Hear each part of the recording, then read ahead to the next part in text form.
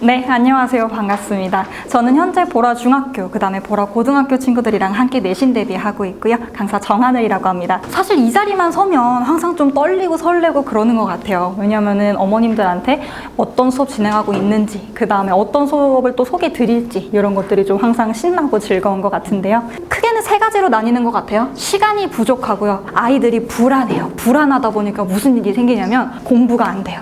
내가 지금 공부를 못하고 있어서 불안한데 불안해서 공부를 못하겠는 거예요. 그러니까 이런 악순환이 반복이 되는 게 있고, 그 다음에 이제 내용 자체도 조금 심화가 되는 것들이 있습니다. 그래서 이런 것들을 좀 차분히 살펴보면요. 지금 보라 중3 시험 보면서 아이들이 시험 볼 때 자꾸 어렵다, 힘들다 막 이런 얘기 하지 않아요? 체력적으로 뭐 과목이 많아지니까 중간고사에 비해서 조금 힘들다는 얘기를 많이 해요. 하지만 옆에 보시면요. 이거 중간고사거든요. 고등학교 가면 이 스케줄 그대로 갑니다. 무조건 그 스케줄에 기본으로 8과목 쭉 보고요. 그 다음에 이제 2학년 올라가면 뭐가 또 추가되고 또 이런 게 있어요. 왜냐면은 과목이 나뉘니까. 그러니까 점점 더 한 과목을 깊이 공부할 수 있는 시간은 너무 줄어든단 말이에요. 그렇다 보니까 자기가 하나하나 팔 수 있는 시간이 줄어들어가지고 되게 부담을 많이 느낍니다. 그런데 심지어 이번에 지금 5등급제가 처음으로 적용이 됐어요. 그래서 지금 열심히들 하고 있는데 기존 2등급까지 갔었던 게 원래 11%였단 말이죠. 근데 이게 10%로 싹 흡수가 되면서 아이들이 이제 본인 스스로 알고 있어요. 내가 1점 몇이든지 간에 앞자리가 1이 아니면 내가 원하는 대학을 못 갈 것 같아. 이런 부담이 굉장히 커지고 있는 시기입니다. 그 다음에요. 지금 고교 학점제 시행되면서 여름쯤 되면 이걸 결정을 하게 돼요. 그때가 되면요, 어머님들도 저한테 전화를 많이 하세요. 애가 도대체 어떻게 해야 될지 모르겠다라고 하는데 어떡하죠? 그러면 일단 학원 보내주세요 라고 하던지, 아니면 정말로 새벽까지 전화 붙잡고 애랑 그 가고 싶은 학교랑 이런 거 뒤져보면서 하기도 해요. 아이들이 자기의 진로에 대해서 스스로 고민하고 결정해야 될 시기가 점점 다가오고 있기 때문에 본인이 마음 둘 데가 없는 거죠. 이런 것들도 아이들한테 힘들어지기도 하고요. 그 다음에 이게 아이들이 통합과학으로 이제 수능을 보게 되잖아요. 그러니까 나는 문과 성향이야, 엄마. 나 문과 성향이라서 나 그냥 과학 버리고 싶어 라고 해도 솔직히 말씀드려서 완벽하게 버릴 수는 없어요. 도망갈 수 있는 구석이 없습니다. 지금 수능 보는 세대까지는 그 문과이과 세대잖아요. 그러니까 얘네들이 어떤 신조어들이 많이 생기냐. 사탐론. 과학 과목을 성적을 올리는 데 들이는 그 노력보다 사회 과목이 3배 정도 쉽대요. 그래서 다 도망을 가버린단 말이야. 근데 이제는 얘네는 도망갈 데가 없어요. 갈 수가 없어. 딱 막혀 있는 거예요. 그렇다 보니까 아이들이 힘들어하는 아이들이 점점 많아지면서 과학을 포기하고 싶어. 이런 친구들이 많이 발생을 하고 있습니다. 그런데요. 자, 앞에서 한 번만 더 얘기할게요.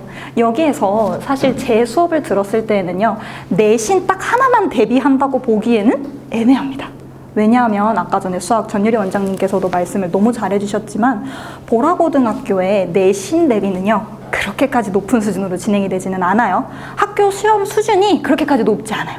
애들이 시험이 끝나면 전화가 와요. 제가 무조건 전화를 시키거든요. 그러면은 고등학교 애들은 둘 중 하나예요. 방방 뛰어요. 소리를 질러. 쌤!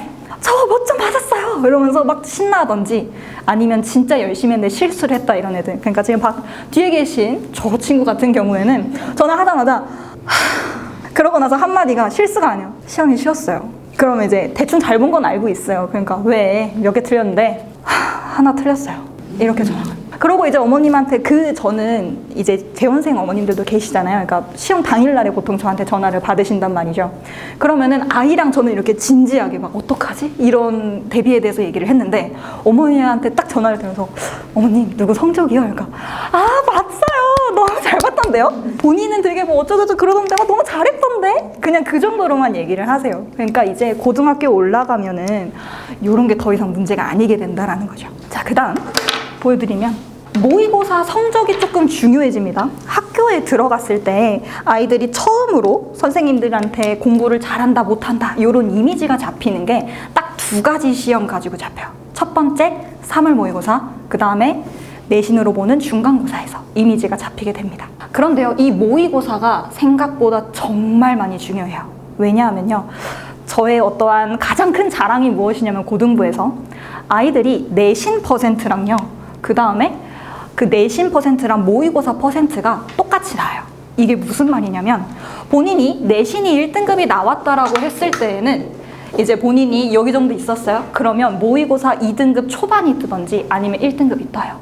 이게 중요한 이유는요, 어머님들 이제 가다 보시면 아실 거예요. 1학기 말에 어떤 일들이 벌어지냐면 특히 아들내미들이 이런 얘기 많이 합니다. 엄마 나 정시로 할까? 수능 잘 수 있지 않을까? 이런 얘기들을 해요. 근데 정말 솔직하게 말씀을 드리면 제 재원생들 같은 경우에는 어머님 바로 학원으로 보내주세요. 절대 안 된다고. 제가 애들을 막 잡아요. 절대 안 돼. 무조건 내신해야 돼.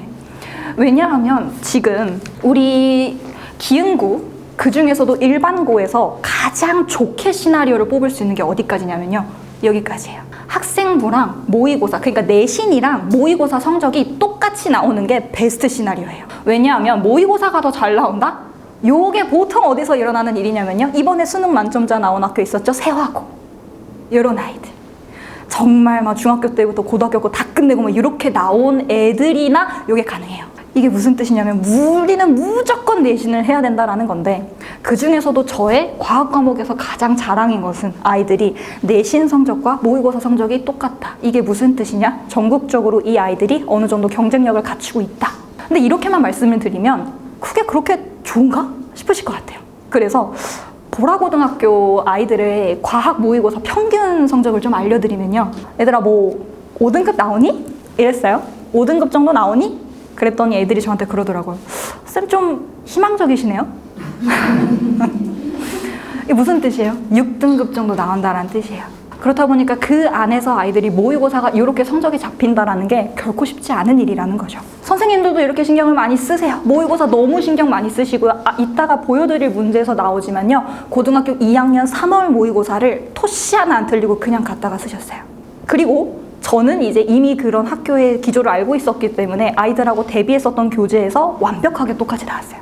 이런 게 가능해집니다. 내용이 심화된다라는 걸 이번 중3 기준으로 한번 말씀을 드릴게요. 중3 과학이요, 4단원부터 6단원 초반까지 나왔었어요. 그러니까 총 2.5개 단원인데요. 지금 2주 뒤에 시험 볼 보라고등학교 1학년 저 친구 같은 경우에는요, 한 단원만 나와요. 시험을 한 단원에서만 보는데요, 문제 수가 똑같아요.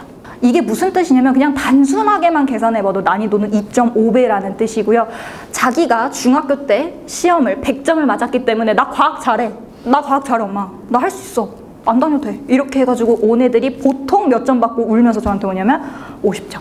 보라 중학교에서의 100점이 그렇게까지 의미하는 바가 크지 않다라는 뜻이에요. 자, 그러고 나서요, 범위가 좁아지니까 내용이 깊어지죠. 그런데 문제는 아이들이 싫어하는 화학 파트. 이번에 2학기 중간고사 때 화학 파트였어요. 보통 보라고등학교의 1등급 컷은 92점, 93점입니다. 문제 2개 틀렸는데 배점이 높은 거 2개 틀리면 2등급이란 뜻이에요. 그런데 이번에 화학 성적, 화학 파트가 하나 딱 들어가니까 그 컷이 얼만큼 떨어졌냐면 87점까지 떨어졌어요. 이거 정말 많이 떨어진 거예요. 1등급 컷이 문제 2개 수준으로 떨어졌다는 거는 애들이 아예 맥을 못 쳤다라는 뜻이거든요. 그렇기 때문에 저는 지금 중학교 애들 데리고 수업을 할 때에도 이런 것들을 언제나 염두에 두고 수업을 하고 있어요. 그래서 이제 원장님께서 그러시더라고요. 이번에 애들이 성적이 너무 잘 나오는데 왜 자랑을 안 하느냐, 말을 좀 해야 되지 않겠느냐 해서 제가 고민을 좀 했어요. 어떻게 해야 될까라고 했는데, 그래서 이렇게 한번 준비를 해봤습니다. 최저점입니다. 저희 반 재원생 중에서 가장 못 본 아이들은 하나 틀린 친구들입니다. 전부 다 100점 맞았고요. 1학년도 마찬가지입니다. 이런 것들. 그런데 사실상 원래 처음에 과학 시험에 대해서 얘기를 하실 때 그 선생님께서 뭐라 그러셨냐면, 너네 이제 고등학교 가야 되잖아. 어렵게 될 거야. 라고 얘기를 하셔서 저는 너무 재밌게 했어요. 그래서 야 얘들아 어렵대. 재밌게 해보자. 이러고 정말 재밌게 했거든요. 아이고 근데 너무 쉽게 나온 거예요. 그래서 애들이 저한테 전화해서 이제 고등학교 때 돼야 할 수 있는 쌤 너무 쉬웠어요 라는 얘기를 이번 중3 애들도 해줬었어요.